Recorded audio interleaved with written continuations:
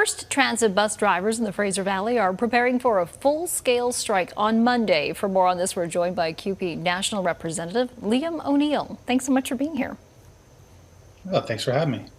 So can you tell us, what are the key issues in this labor dispute? Well, there's three key issues in this labor dispute. The three are wages. We're looking for to deal with the wage discrepancy in the region. So we're looking for fair wages for our members that are similar to other drivers in the region. We're looking for our members to have a pension. They currently do not have one, and for improved working conditions. Now, out of these, I guess they're all important, but is there a sticking point that is hard to sort of get over that hurdle?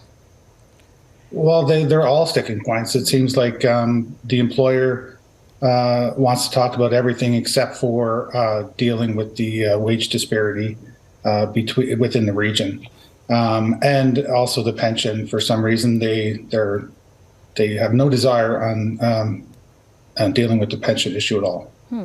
Yeah, it was quite surprising, I think, for many people when they heard about the pension issue, because that seems like something that would be standard these days in many industries.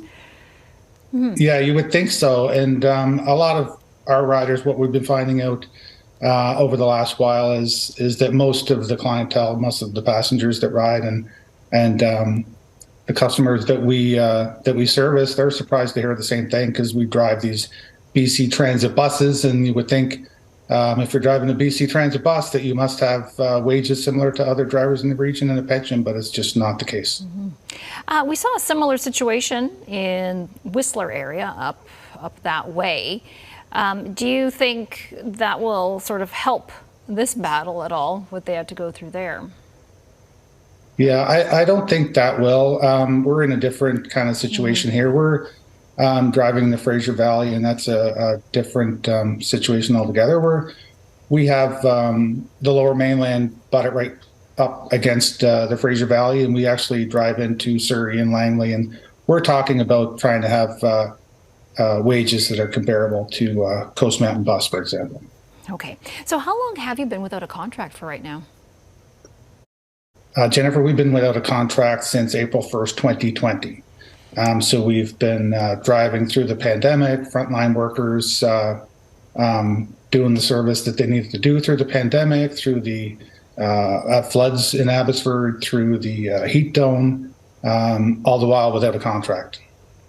And how about finding workers? We hear so many industries are having staffing and labor shortages. Is that the same case here? And does this situation make it that more difficult? Well, it certainly is. It's actually quite a bad problem. It's so bad that First Transit actually is offering $1,000 to our members if they can help to get someone. If they can refer someone that works for 90 days, they'll get $1,000. But they just can't get it. And when people are quitting partway through training, it's a big problem. And why are they quitting partway through training? Well, I think they expect. Perhaps they don't understand the wage and the working conditions, and once they kind of get in, they get in, they realize, well, this is not what I expected. I thought I'd be making similar wages and I'd have a future and a pension. Especially when I talked to one worker a couple of days ago that's been working here for 32 years and doesn't have a pension. So once new workers find that out, they decide that this isn't for me. Now, when you say improved working conditions, what exactly does that mean? What would the union like to see happen? Well, we have a way. It's a little bit complicated. We have a way of selecting based on selecting our work, and the employer wants to make major changes to that, and we're dealing with those issues at the table. We don't really want to get into bargaining in the media, but those issues we're going to deal with at the table, and hopefully we can get those dealt with. All right. So is there any talks going on this weekend, and could a strike possibly not happen for commuters? Well, the strike is happening Monday 1st unless we get a deal, and we're open to talks. I mean, the employer says they're open to talks, but really they only want to talk about anything except for dealing with the wage disparity and the lack of a pension. But we're always ready to talk. If we can get a deal prior to Monday, it looks unlikely. But if we can, then that's really the only way. All right. Well, hopefully commuters will be able to find a way around. Thank you so much for your time today. That is Liam O'Neill with CUPE joining us.